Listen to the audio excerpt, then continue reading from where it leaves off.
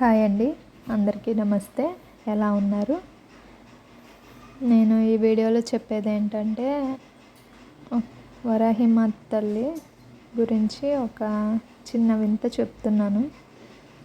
నా లైఫ్లో నాకు జరిగింది అది. నేను వరాహిమాత నవరాత్రులు స్టార్టింగ్లో 9 రోజులు చేయలేను అనుకున్నాను, కానీ పంచమి ఒక్కరోజైనా చేద్దాము అన్న ఉద్దేశంతో అనుకున్నాను.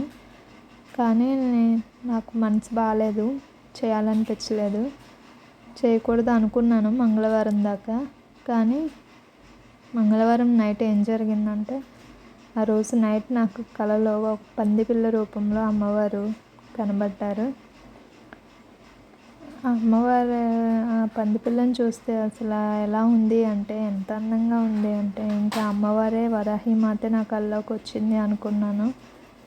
ఇంకా మార్నింగే బుధవారం లేచి ఇల్లంతా శుభ్రం చేసుకొని నైట్ ఇలా పూజ చేసుకున్నాను.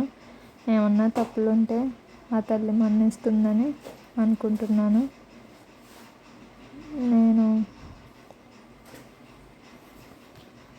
నాకు నా లైఫ్లో జరిగిన వరాహిమాత వల్ల కళలో కనిపించింది అమ్మవారు.